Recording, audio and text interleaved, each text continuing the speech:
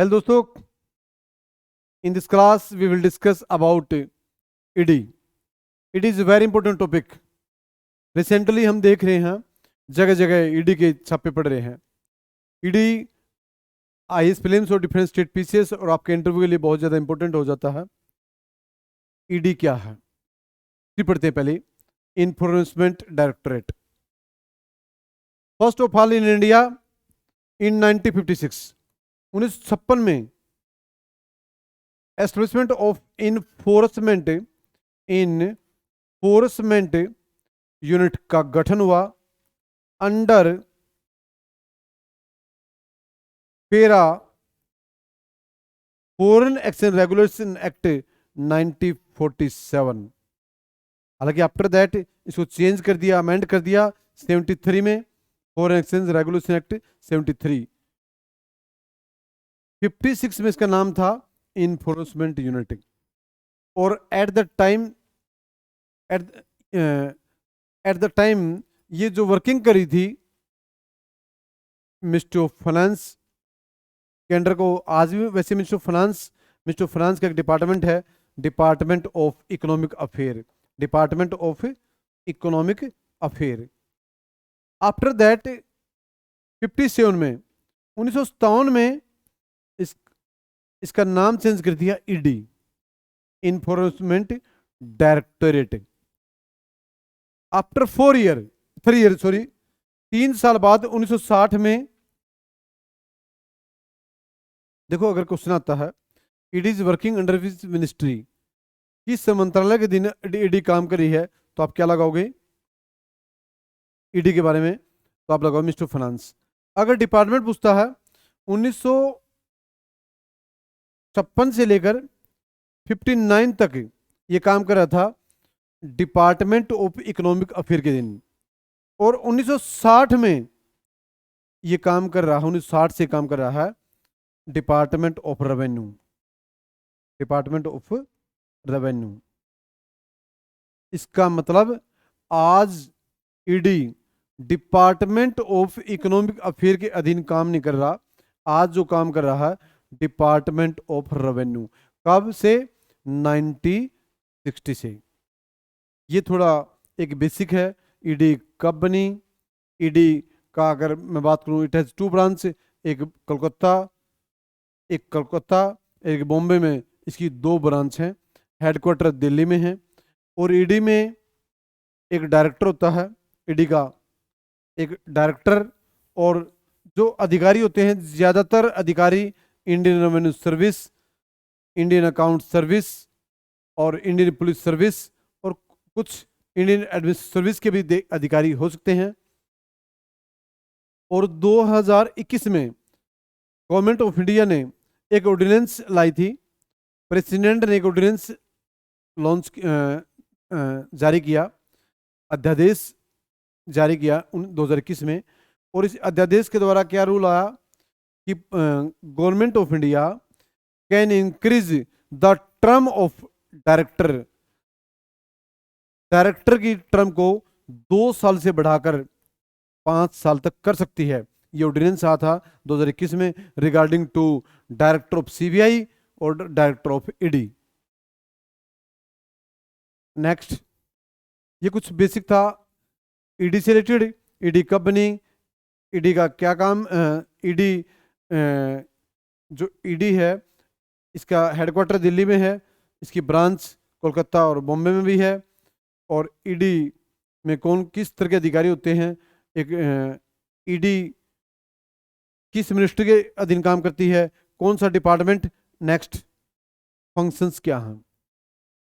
अगर मैं ईडी की बात करूं, ईडी एक तो FEMA foreign exchange management act के दिन काम करती है 99. एक ईडी काम करती है PMLA, prevention of money laundering act 2002 के दिन काम करती है. FEMA, PMLA. और एक ईडी जैसे बात करूं मैं फुगिटिव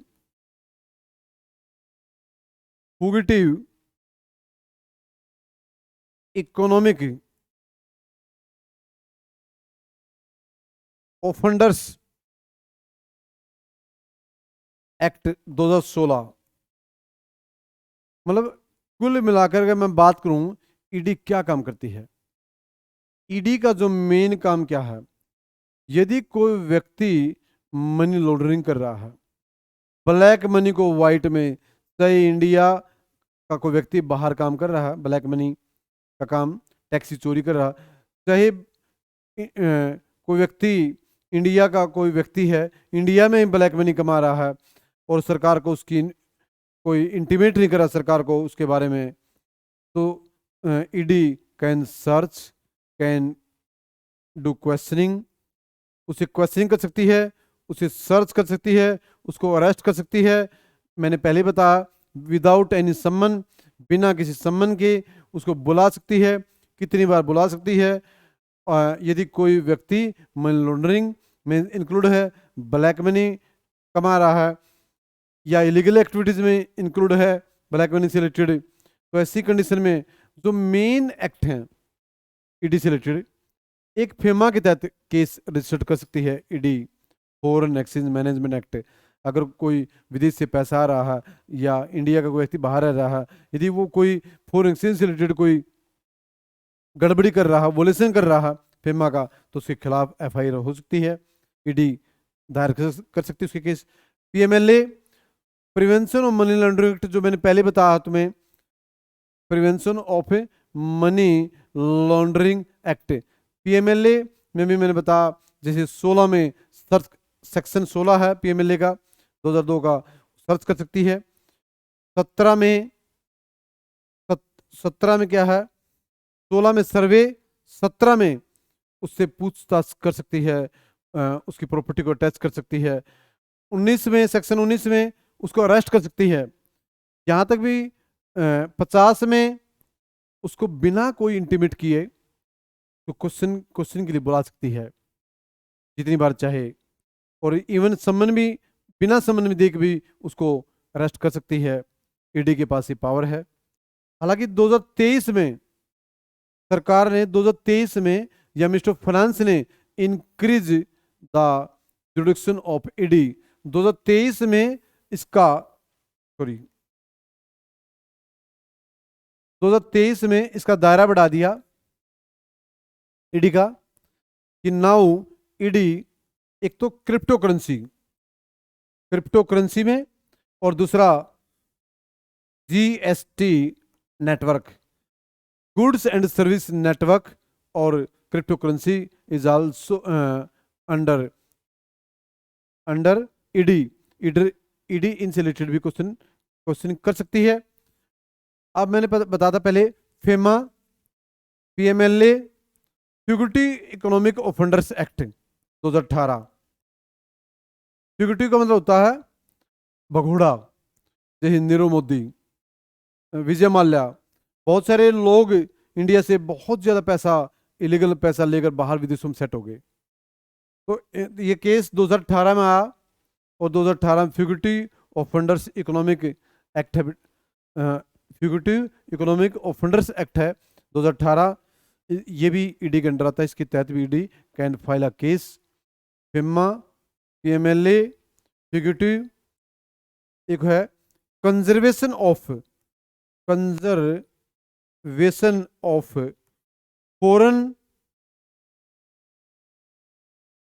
foreign conservation of foreign exchange and prevention, COFE, कोफे पैसा,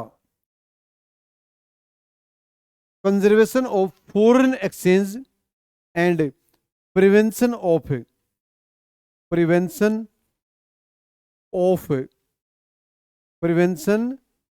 of smuggling activities, COFEPOSA, COFEPOSA, 1974 sorry, conservation of foreign exchange and prevention of smuggling activities act is also under ED. ये main क्या क्या बता मैंने, under ED. ED क्या है, ED कब बनी, पहली बार 56 में under foreign exchange regulation act 47। ED का नाम ईडी कब पड़ा, 57 में। ईडी किस मिनिस्ट्री के दिन, मिनिस्टर ऑफ फाइनेंस। आज में ईडी किस डिपार्टमेंट में, डिपार्टमेंट रेवेन्यू। ईडी का मेन मोटिव क्या है, यदि कोई ब्लैक मनी या मनी लॉन्ड्रिंग या कोई भी इलीगल एक्टिविटीज शामिल है रिलेटेड टू फाइनेंस, तो can search under FEMA, under PMLA, under COFEPOSA, under fugitive economic offender act. ये हैं ईडी के कुछ एक्ट। और मैंने बताया कि 2021 में इसकी डायरेक्टर की टर्म बढ़ाने के लिए एक ऑर्डिनेंस आया, और 2023 में ईडी ने मिनिस्टर ऑफ फाइनेंस ने ईडी का एरिया बढ़ा दिया, और ED now can ask question from crypto currency related जो व्यक्ति हैं, और can do questioning related to crypto currency और जीएसटी। ये ईडी का इंपॉर्टेंट चैप्टर है। ईडी कब बनी, ईडी का क्या काम है, ईडी का क्या फंक्शन है, ईडी किन किन सेक्टर्स में जैसे मैंने एक्ट इसके अंडर हैं ईडी के, ये कुछ इंपॉर्टेंट एक्ट थे which are working under ED.